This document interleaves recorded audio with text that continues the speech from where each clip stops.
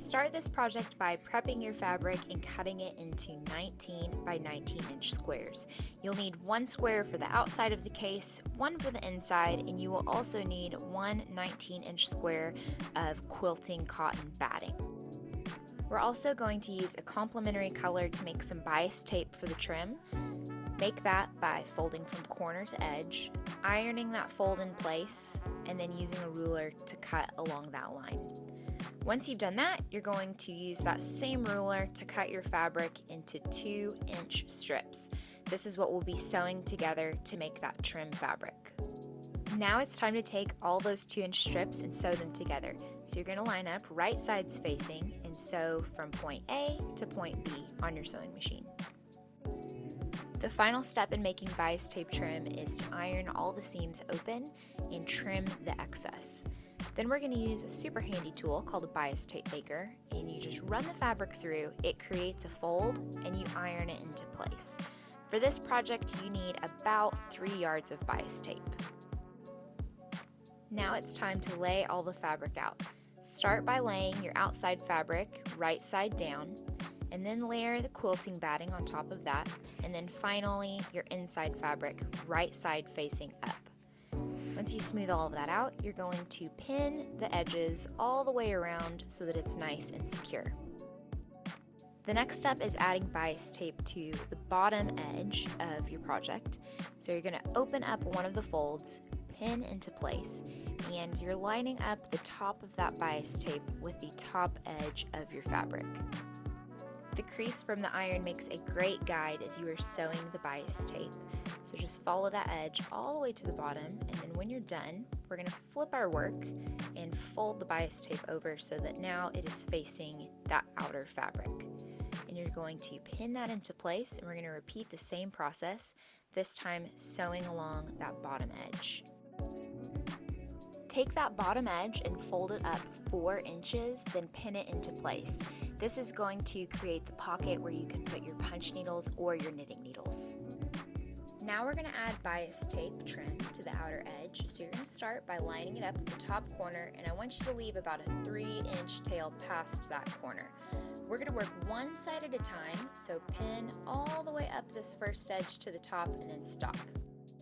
Start by sewing the bias tape a 1/2 inch from the edge, all the way down this first side, and then stop again a 1/2 inch from the bottom edge.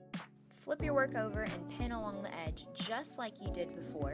And again, before you start sewing, make sure you move your needle up about a 1/2 inch from the edge and then sew the bias tape into place.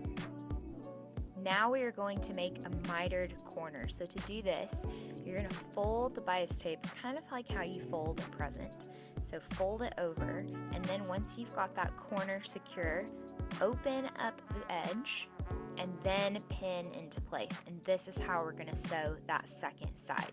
So again, you're lining up the edges of your fabric with your bias tape, just like you did before, and then this will give you a really nice corner when we go to sew that other side. When you're ready to sew that second side, you're going to move your needle as far into that crease as you can, and then sew just as you would normally, all the way down the edge, stopping a 1/2 inch from the bottom.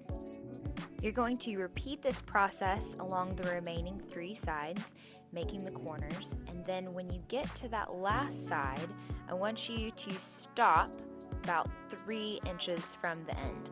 We're going to overlap the excess bias tape we started with and the bias tape we have left so that everything looks nice and seamless.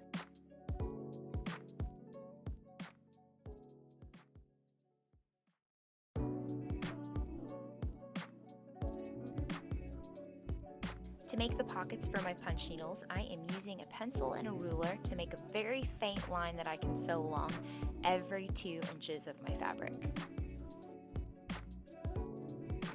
Now I'm going to run a straight stitch along those lines. I'm going to back stitch at the top to make sure that those pockets are really secure and that they won't come out whenever I'm putting punch needles in or taking them out. The very last thing to do is make some ribbons that I can use to tie my case closed. So I'm just going to take excess bias tape, fold it in half, and then sew it with my sewing machine.